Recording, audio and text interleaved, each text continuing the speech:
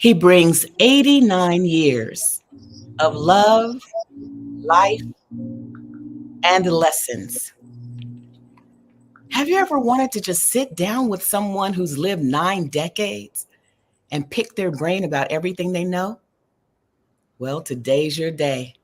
Welcome to We Are Your Aunties. Come on, let's go. Hey, Auntie.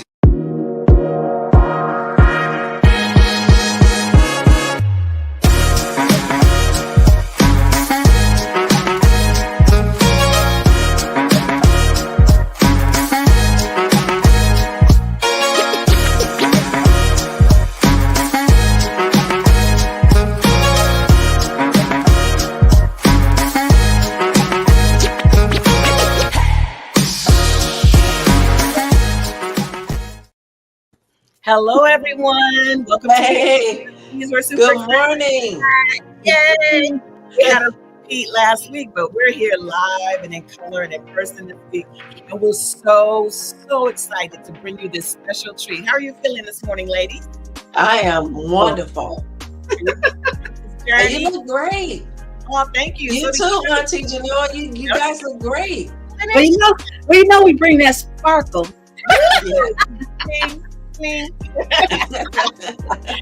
So, ladies, oh my gosh, we've been trying forever desperately to get Professor Kali on the show. And today he's with us. Now, he may not be able to come on with his face and in person, but we've got lots of great footage and photos and all the things that will represent him.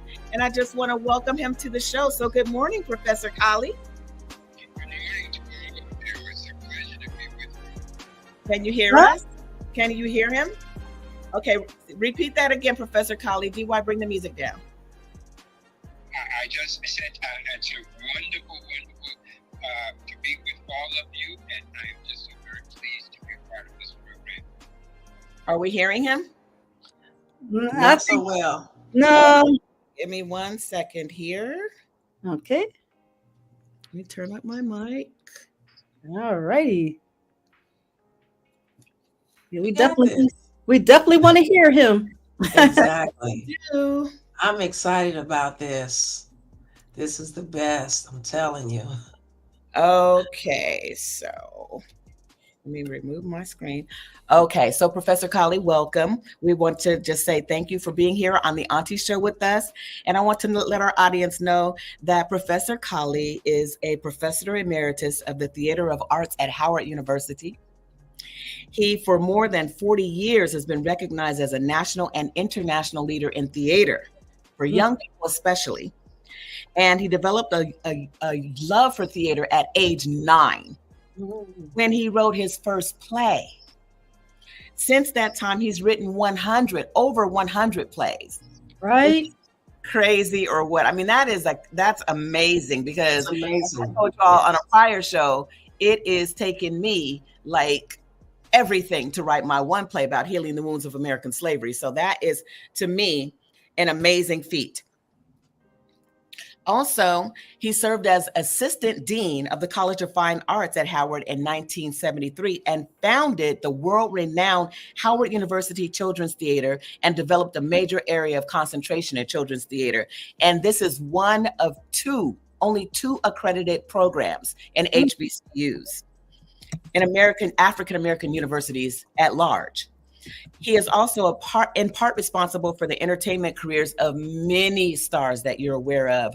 One, our very own Rosemarie Smith Coleman, and also one that I know we all know, Taraji P. Henson, and also Anthony Anderson, Isaiah Washington, and the list just goes on. Because you can only imagine that in 9 decades, this man has touched the lives of so many of those who entertain us today. He also has written or directed productions at the Howard University's Ira Ulrich Theater, the Kennedy Center. Come on, Paige. You got this. Let it be known, not Kentucky, the Kennedy Center. And do you know how difficult it is for any performing artist, director, or anyone else to get into the Kennedy Center? It's very difficult. And so that's very prestigious.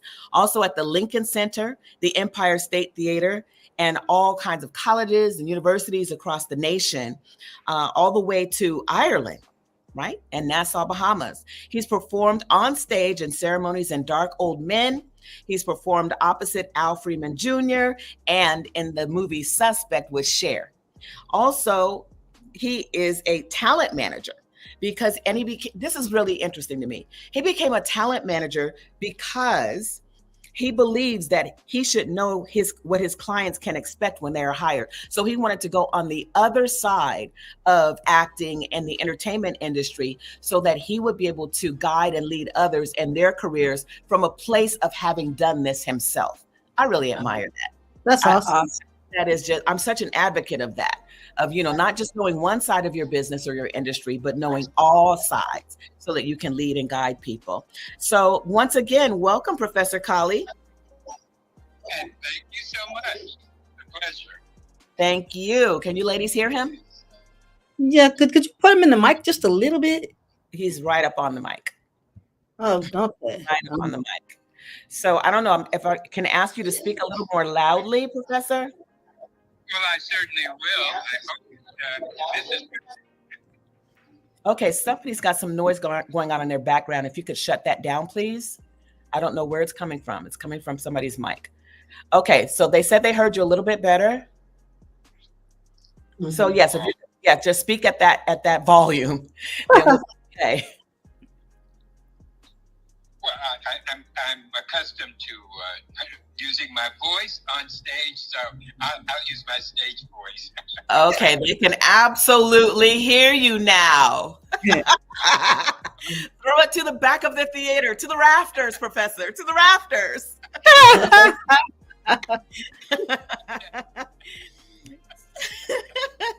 So let's start with, the nature of what it is that you do. Given the nature of the perspective of performing artists and how we draw from observation of people and situations, why don't we start with your background and upbringing? Well, great. Let's see. What can I say? Well, first and foremost, I've always had a love for theater and the performing arts. And so that at an early age, as a matter of fact, I'll start from the very beginning. When I was born, of course, in those days, many of us Black folks didn't go to hospitals. So I was given birth by a midwife. And when I was born, she said to my parents, "This child is special." Look at each other. And fingers on each. And from that moment on, it was about me. That was good. I love to sing. I love to dance. I was performing at an early age, and I used to cut out the pictures of floats and bands and do my own Orange Bowl parade. I was my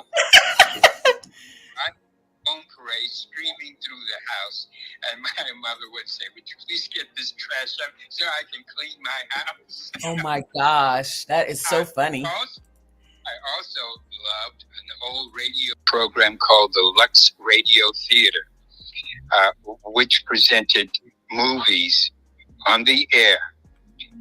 And I listened carefully every Monday evening. I loved it. And I was just enthralled by it. And the other thing is that I was always putting on shows for my family, imitating the neighbors and other people. And they would just die laughing and say, "You better be careful. Don't let anybody see you do that or you're going to get hurt." I was great at imitating. And so that was my upbringing at home. At school, I was always in declamation contests, so always speaking. And speech was a very important thing for me. So I really, really wanted to be a good speaker. Not always being the winner of the contest, but at least just participating and just doing things, putting on shows in my backyard. So Judy Garland and Mickey Rooney had nothing on me. I would pull out blankets and make a curtain, an act curtain, and I'd have my younger sister and her neighborhood friends to perform in the backyard, and I would have the neighbors come in and they'd pay a nickel, and I would serve them lemonade and cookies during the intermission. Wow. He had an intermission and everything. Curtains, refreshments. Oh yes, absolutely everything. I performed in plays in my high school, and I was very, very pleased to have been chosen for several roles, and my love for theater grew even more so. Much of that love for theater grew because I met my now wife, and we became high school sweethearts, performing in a play that You Can't Take It With You. I played her father, and she was my daughter, of course. And for a year, we were high school lovers.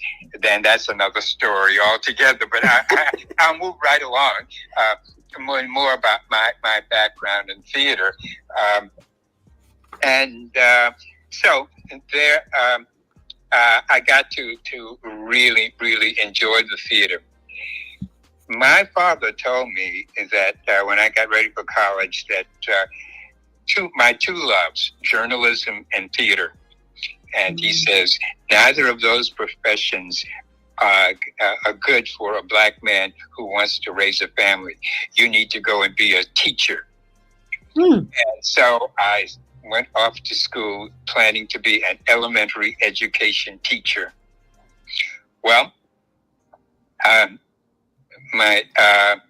I got to school, Hampton, and it was Hampton Institute at that time. And I went to Hampton, and my speech teacher had all of us do Hamlet's speech to the players. Well, when I performed my presentation, when it was my turn, she said to me, "You ought to be in theater." Oh my goodness! Oh my goodness! Well, one of the things you mentioned was Hampton University, and that is actually my husband's alma mater. Oh, wonderful!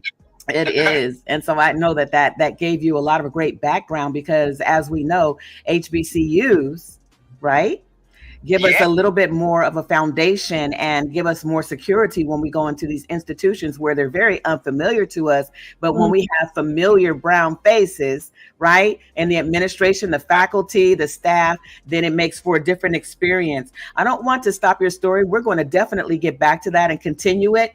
But I do have a question for you, because you were saying that you originally wanted to go into theater, but then your father advised you to not only go into theater, but go into the educational system where you would be teaching young people. And so we know automatically that you have a love for young people. And I was wondering, I have a question for you.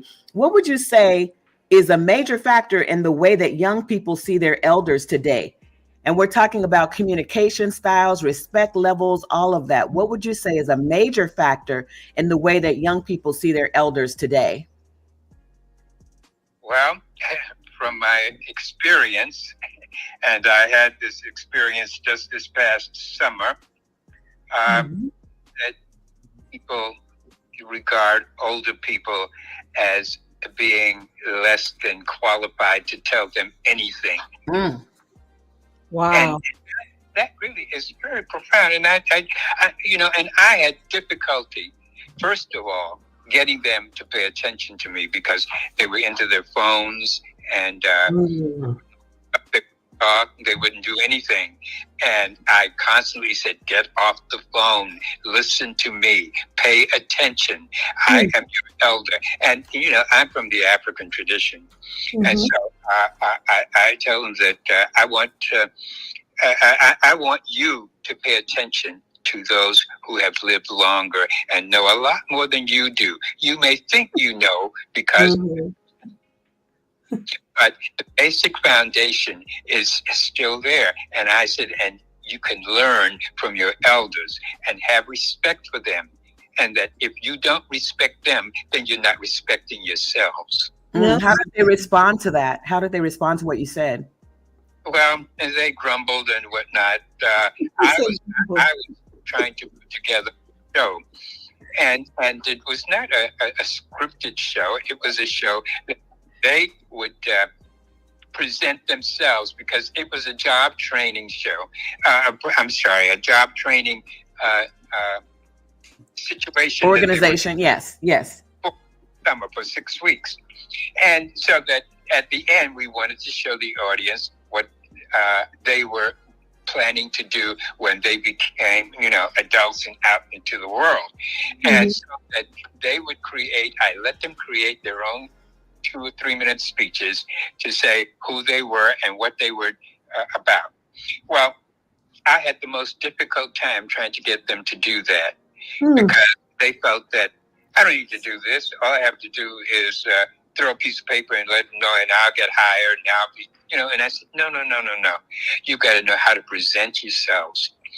And, well, they grumbled and they carried on, and they were not very happy about what they were supposed to do. But I threatened them with the fact. I'm sorry. Okay, I'm just trying to make sure that he's heard. So I'm going to give you both an opportunity to speak and ask your questions in just a second. But if we could just keep it down until he's done. Oh, okay. Thanks, ladies. And so that was how I got them to perform.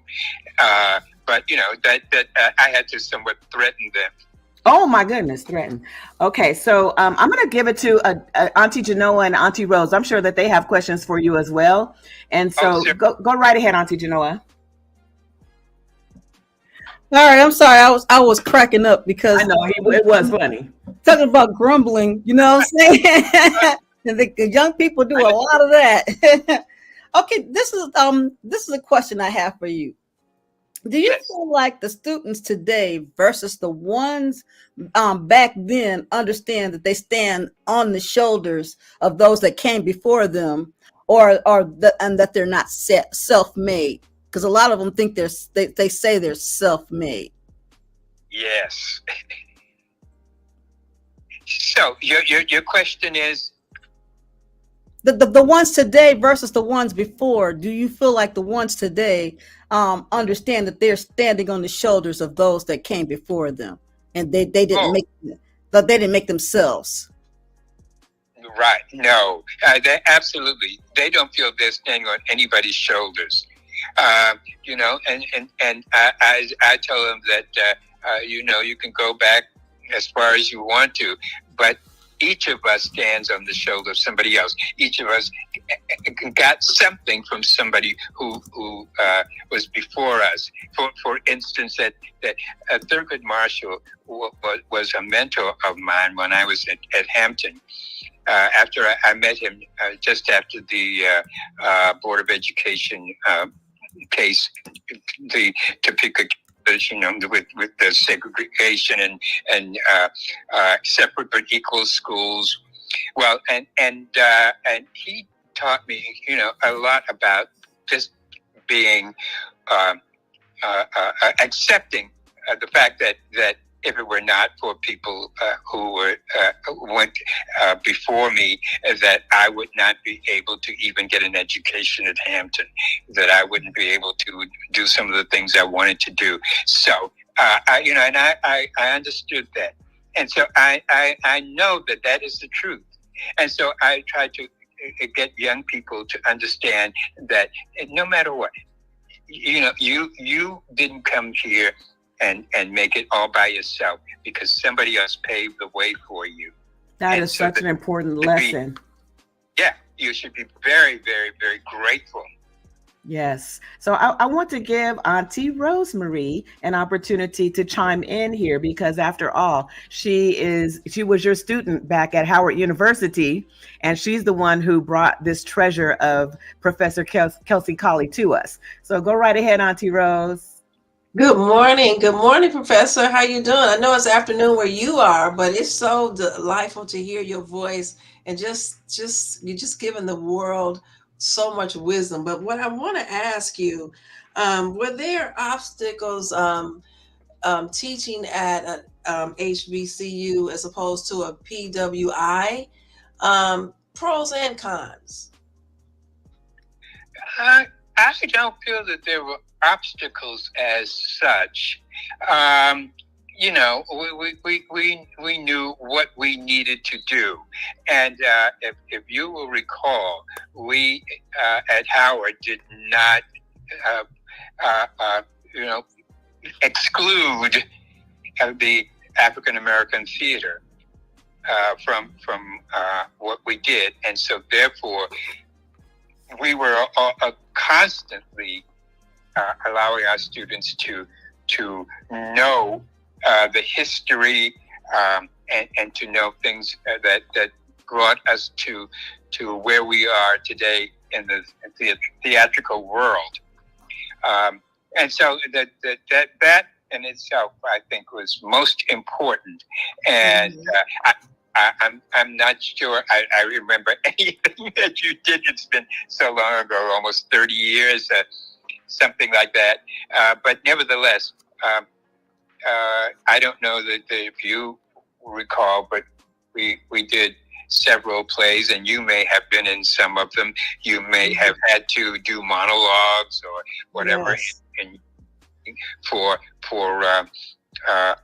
but using Black writers and understanding how we perform Black characters in real, and not as clowns and buffoons as they had previously been in early movies and stage productions. And there's still some of that going on now, as a matter of fact, too much for my liking. But yeah. I have a question for you as well. Thank you for that one, Auntie Rose. That was great. What are some of, because what we're doing here is we're doing a series on kind of the Black family dynamics. And we had started with generations. And that was why we brought you on, because we feel that you've been through several so-called generations and you have the knowledge and the legacy that we're looking for to help us, decipher how we bridge some of these, they call gaps, right? So-called gaps. And so we're looking to glean information and knowledge from our elders as well as our young people. So my question is, what are some of the best lessons you've learned from the young people that you've mentored? Well, one of the best lessons I have learned, and it worked for me, is that you can be a friend to young people and not feel that you are belittling yourself or putting yourself on their level. And that was the one thing that my students taught me. I've never been one for titles and so forth, but my door was always open to my students. If they wanted to talk, I listened. And I listened to whatever they had to say. And sometimes there was a lot of nonsense. Because they wanted to talk, because they wanted to express themselves. And then I would let them know that it's important to be who they are and to allow themselves to become whatever. Not doing things that are all wrong, but to being honest with yourself. And they made me honest, and I hope that I helped them to be honest, so that they could deal with people on a certain level and not be rejected simply because they're younger, but because they had something to say. And as I said, they taught me a lot about myself and how to conduct myself with people. And so therefore, I was, well, I originally was fearful of meeting people. Well, they helped me because they opened the world to me and said, hey, you can talk to anybody. All you have to do is listen. So many important factors in that. So many. First of all, being open to hear what they have to say, no matter how silly we think it might be.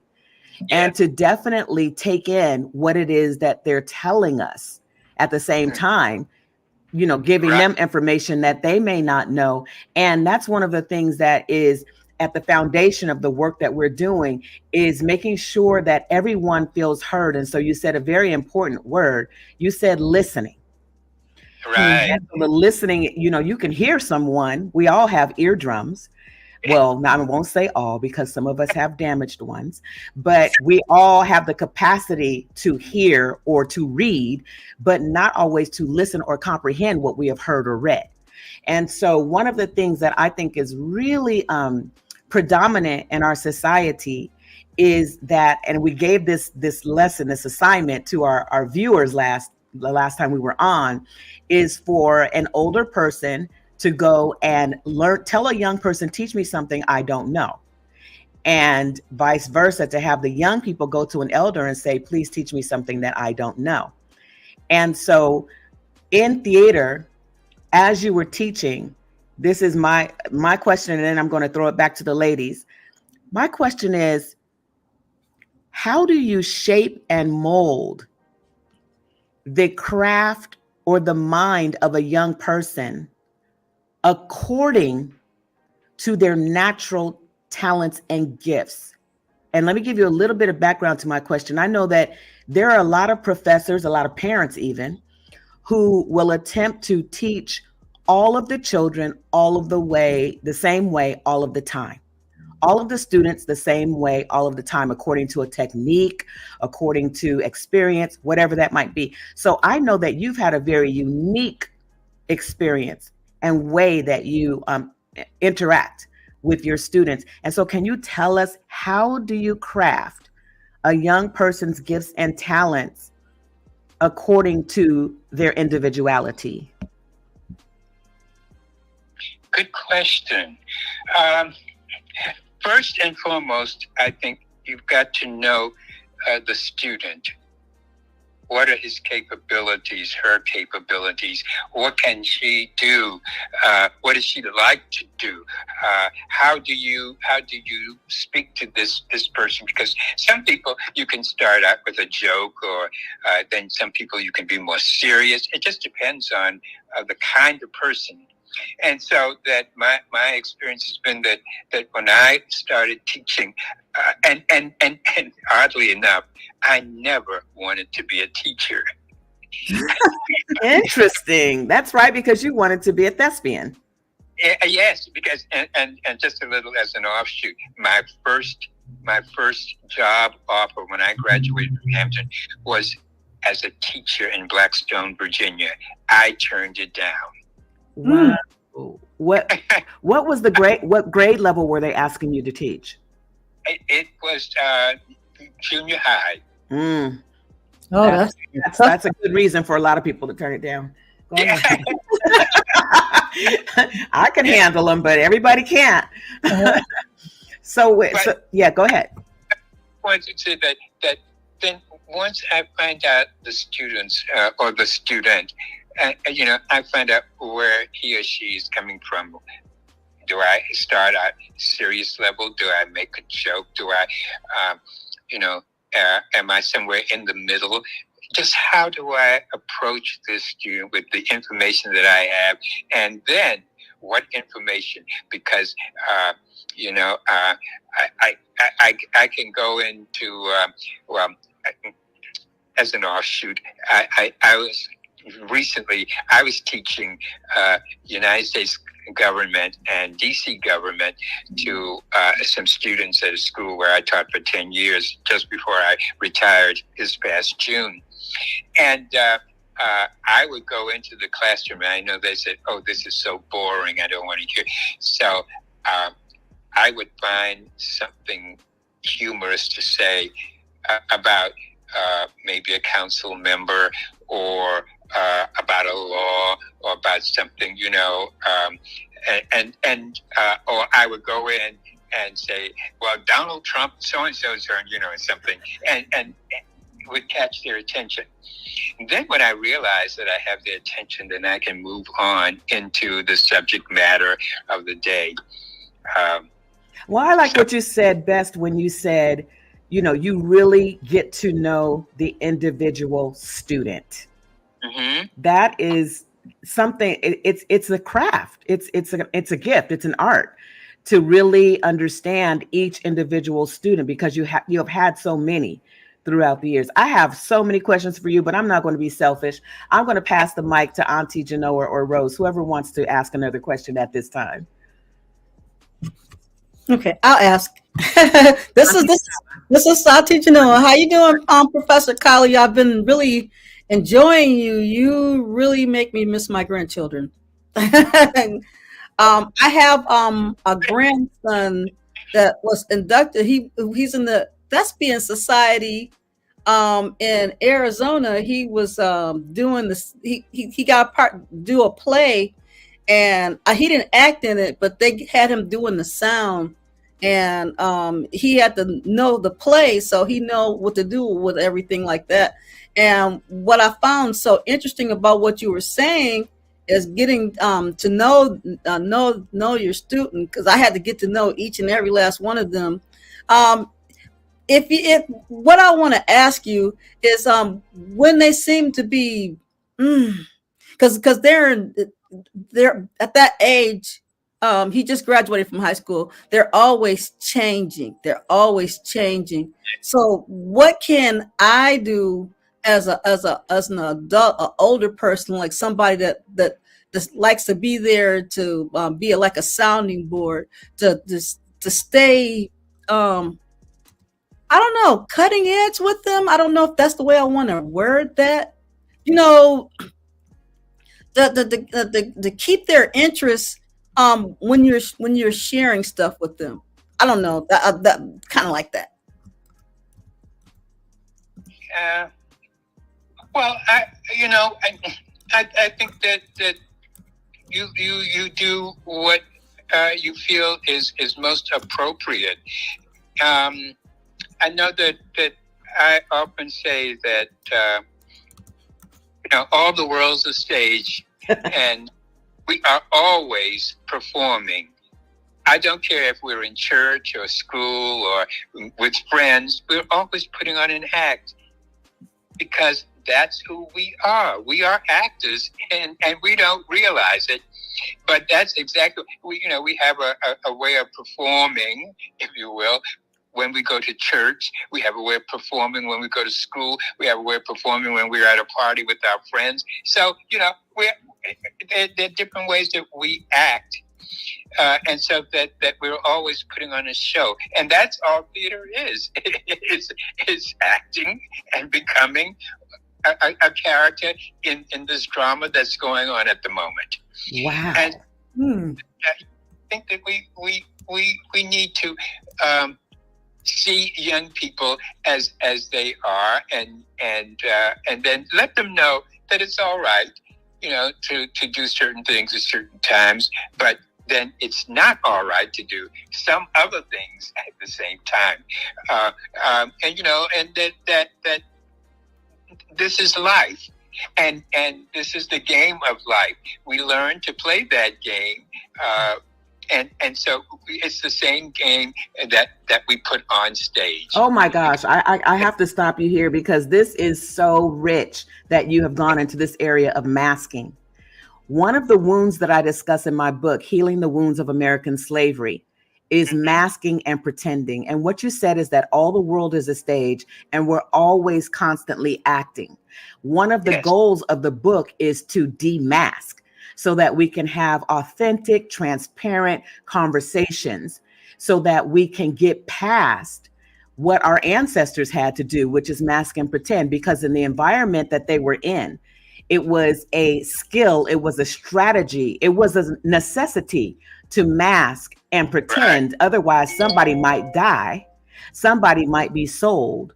And at the very least, somebody would get a beating to within an inch of their life. And so in walking that line, Professor Colley, between being your genuine, authentic, transparent self and masking to make it through life, to fake it till you make it in some cases, to be different people in different environments, how healthy is that? Well, I think you have to understand, first of all, what you're doing and why you're doing it. And I go back to Paul Laurence Dunbar's wearing the mask. You have to know why I'm wearing that mask, what I'm wearing it for. And it's not that you're wearing the mask all the time, because you do take it off when you're in a comfortable situation. But if you have understand that I'm doing this because I have to, or because it's something that's going to help me achieve my goal, and so as long as you understand that you're using this only for that purpose, and that this is not going to be the end all and be all, because otherwise, then. We're kidding ourselves, we're fooling ourselves, and we don't need to do that. We need to know exactly where we're going and how we're getting there, and understand that, okay, this is a performance right now because I need to do this to achieve my goal at this moment. But I'm not going to always need to be like this in every situation. Got it. So in connecting the dots then historically to our current cultural construct, what I think I hear you saying is that even though this was a learned behavior, okay, it is a learned behavior that has been passed down from generation to generation. And I say not only through behaviors, but also through our literal DNA. And that's a whole other conversation. But in that, in connecting the dots historically to what's happening today, I think what I hear you saying is that although it may not have been as healthy a behavior back then for our enslaved ancestors, because it was a forced behavior, that there are certain aspects of that we can take and tool around with now and train ourselves to put on a certain kind of mask for a certain environment for a certain amount of time, but not always wear the mask. Is that what I hear you saying?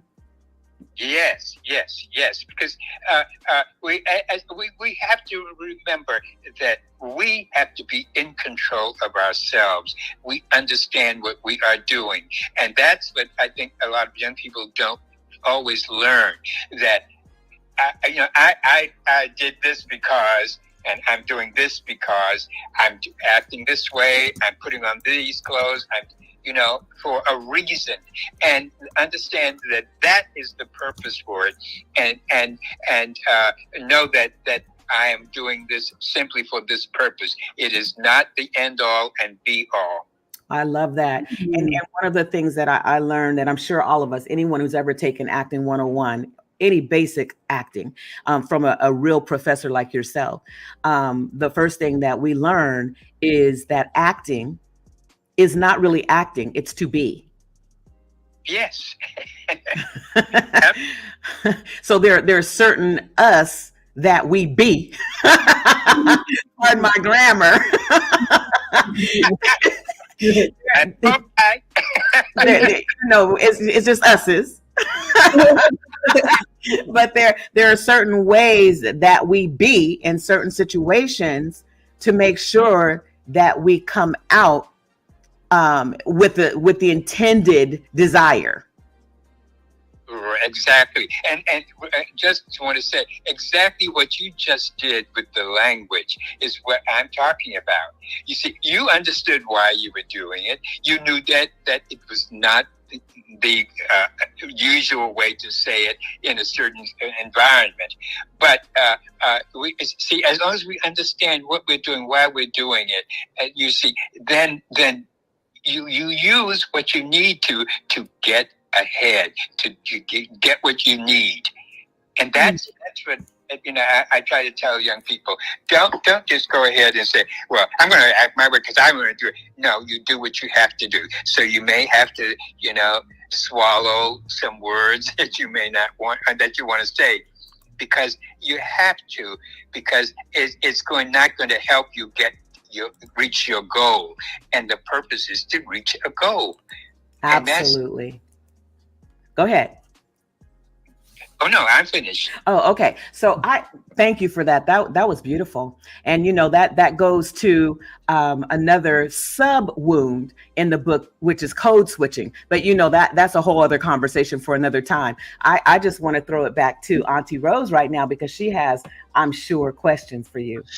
You know what, Professor? I have been just enjoying, and I just remember going into your office with the tidbits and just laughing with your rich laughter and just so infectious. But listen, I want to know, because you came at a time where, we were, the civil rights movement and those trying times with the water hoses, police dogs, and different things that we were standing up for our culture, our hair, just all of the things that you were going through. I just want to know what gave you the self-esteem, and how were you encouraged? Because it was a lot, even though there's a lot of things going on today, there's a lot of things were going on, back then, and to come out to be this rich, awesome professor with all the wisdom and the knowledge, and I don't want to play it down because we know there was a lot of horrific things that were going on, but how did you maintain your self-esteem? How did you maintain your pride? Some of the traditions from your family. I've heard you talk about certain things today, but give a situation, because you're an awesome storyteller. Something that you will remember, and for the rest of your life, that when you hear that, you're like, this is what changed me. This is what helped me. Well, I tell you, I come from a very proud West Indian family. And so that my father always said, your name is more important than all the gold in the world. You never want to bring shame to your name. And I kept saying, oh, come on. But it is important, because I have lived all these years, I found out that the name is important. And who is it in Shakespeare that he steals my purse, steals trash, but he steals me of my good name, or something like that. I can't remember the character.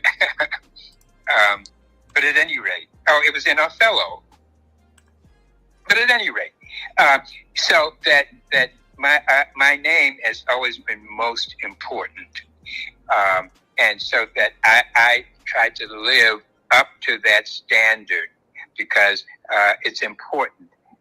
And as I grew up, I could walk down the street and somebody say, "Oh, you're that collie boy."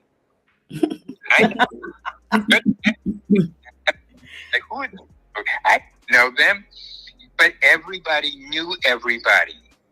And so that they expected certain things from the collies that they wouldn't expect from some other family.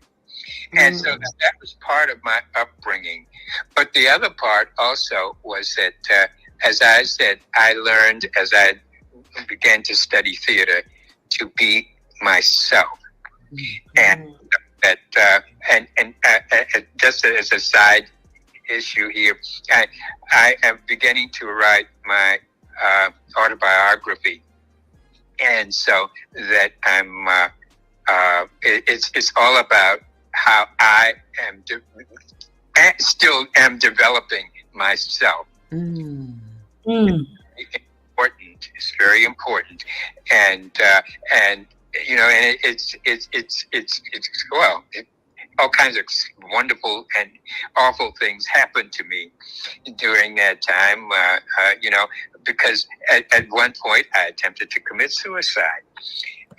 and I was 18 years old at the time. But then there was another time. I was a college student in my room, and I had to ward him off. There were things that happened that helped me to become stronger and an individual who pretty much said, okay, I am not going to become the victim. I am going to try to make it possible for me to always be on top. And being on top didn't mean excelling to the very limit of whatever, but it meant that I was able to breathe. Yes. Who I am and live my life the way I want to live it, and not be bothered by how the world is operating or how the world thinks I ought to operate. And so, it took a lot to get to that point, but nevertheless, it was very, very, very exciting. All these years that I have lived, and I keep waking up every morning and say, did I really live this? It's real. We can come and pinch you. So listen, one of our viewers wants to know, where in the West Indies were you born and raised? Well, I was born in Miami, but my parents came from the West Indies. They both came. My father was 13, my mother was 9 when they came to this country. And where did they come from? Where in the West Indies? They came from the Bahamas. The Bahamas. Okay. That's awesome. I have a really big question for you that I'm sure a lot of our viewers would love to know. Professor, you will be 90 years old in February. And go ahead. I only will be 89. I'm not quite 90. Oh, you're not 89 yet. Okay. All right. 88. Well, that's close enough for us. Go ahead. That long, nevertheless, because I've been around for a while and I've seen changes and whatnot. But yes. You have. And so my question is, how do you stay as sharp as you are? Because, you're not missing a beat with all of the questions we're asking you, all of our comments. You're right there, and you have so much to say and so much wisdom to give, and you're so articulate about it. How do you stay sharp like that? Well, and that's one of the things that I'm concerned about, because I'm always asking my wife, who was that young lady that we met yesterday? Oh, that's okay. My husband and I do that all the time. It's all right. and here I am. But I think that it is because I keep my mind active. I listen to the television, the news, I try to keep up with what's going on in the theatrical world and the world around me. I just try to continue to be open to whatever is happening so that I can be a part. And my wife and I have these chats every morning, breakfast and dinner. We're talking. We're either reminiscing about our youth, or we're talking about happening at time. And so I think that is what keeps me sharp. I'm a lot. Well, my wife reads a lot. She reads. I'm able to read. But at any rate, we keep involving ourselves in what's going on, why it's going on. And as I said, I just stopped teaching about 6 months ago. And so that I had to keep sharp. Otherwise, my students would, as they did. So, but that's what keeps me going. Beautiful. You mentioned your beautiful wife. Can you tell us her name and tell us how she has supported you in all of your many years of teaching and contributing to the global university, because as you know, a video can go from here to the ends of the earth. And so you're teaching globally, even right now. How has your wife been a support to you in that? Give us her name and then tell us how she's been a support. My wife is Joyce. Her name is Joyce. And we've got a long history there. Of course. I don't have time to hear that story. But she has been my helpmate. Not just reading to me because I am legally blind, but she has also been a helpmate because she does most of the cooking now. I used to do the cooking when we first got married 29, 30 years ago.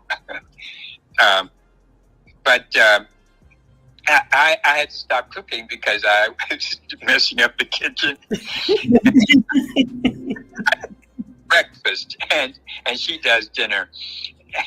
But anyway, she's been a tremendous help, and she in her own right is a wonderful theater person because she also majored in theater at Tennessee State University, another HBCU, and she writes plays, and we co-produce plays at my church. She writes the plays and I direct them. And so that she has been a wonderful, wonderful helpmate. And because she understands my past, I think she can put up with me because some other people may not. That's amazing. I love that. My little ways of doing things. And for instance, our apartment is really a junk heap because I'm a pack rat. I've got things all over the place. Most professors are. Most professors, writers, authors, thespians. Yeah. They usually are. Yeah. I have a question for you because we're coming to the end of our time together, and I don't want to miss this opportunity to just ask you to give us your best piece of wisdom, no matter what age you are, just to humanity at large. What do you want us to know, Professor Colley? I want you to know that love one another. There is nothing greater than that. Because if you love somebody, you care about them, you want to take care of them. And that has been my raison d'etre for all my life. I have been trying to help open my heart to somebody, open the doors of my home to somebody, give to a charity, whatever. I've given so much now, I have to say, no, I can't give anymore. Please leave money, and I haven't paid my bills. Oh, no. But that's it, just be open to the world and say, I love you. And not easy to do, but we can. I think if we try, then we will be helping the world to become a better place and stop nagging and pushing and shouting and kicking and screaming about somebody, but really trying to love people. And that's a difficult thing, I know. I'm going through that right now. Well, but it kind of depends on the person. I'm sorry? It kind of depends on the person. It does. So it's not always easy to love people who sometimes don't love themselves. And so, we have to learn how to do that. But that's my raison d'etre. And I do believe that is what has kept me going.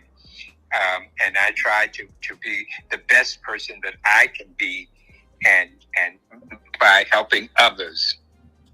That is amazing. I absolutely agree. Ladies, did you have anything you wanted to add to what he just said, or any further questions, or just an appreciation, anything?